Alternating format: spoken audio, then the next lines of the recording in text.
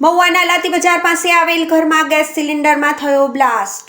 Gas cylinder blast થતાં 4 વ્યક્તિઓને ઈજા પહોંચી, જેમાં 3 વ્યક્તિ ગંભીર રીતે ઈજાગ્રસ્ત।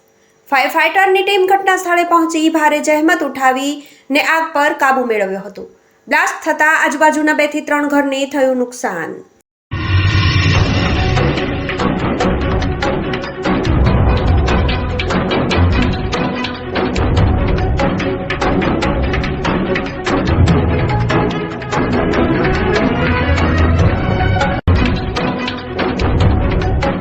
નગરપાલિકા ફાયર વિભાગ મહુવા શહેરી વિસ્તારની અંદર આવેલ લાતી બજાર ને ખોડિયાર માતાની મંદિરની બાજુમાં રેણાકઈ વિસ્તારની અંદર આગ લાગેલ એ બાબતે 112 તથા અહીંયા સ્થાનિક કાર્યકર્તા દ્વારા ફોન આવેલ ફાયર વિભાગમાં। તાત્કાલિક ઘટના સ્થળે અમારા બંને ફાયર, પાણીના ટેન્કરો, જેટિંગ મશીન વગેરે અમારા તમામ સ્ટાફ સાથે હાજર રહી ને આગ ઓલવવાની અત્યારે હાલમાં કામગીરી શરૂ છે।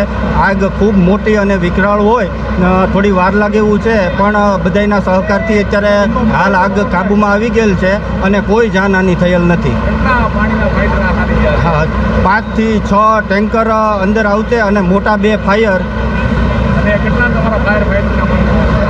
ફાઇટરના 5 થી 6 માણસો અત્યારે હાલમાં કામ કરી રહ્યા છે।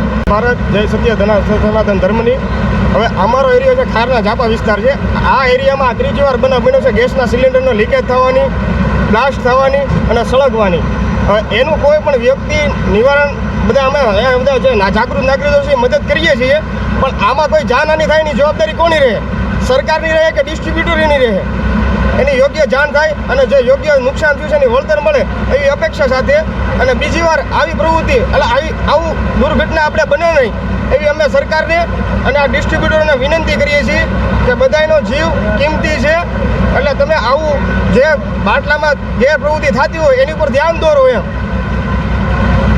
મારી એટલી જ વિનંતી છે સરકાર માન્યને અને ડિસ્ટ્રીબ્યુટરને એમ કે બીજી વાર તમે જે સિલિન્ડર જો ડિસ્ટ્રીબ્યુટ કરો તેને યોગ્ય ચકાસણી સાથે કરો, તે જેથી કરીને આવા અમારા બનાવ બનો નહીં। જો લાઈવ કરો ત્યાં આમાં જાનહાનિ થઈ ગઈ, દાદાના હાથ સળગી ગયેલા છે, મોઢું સળગી ગયેલું।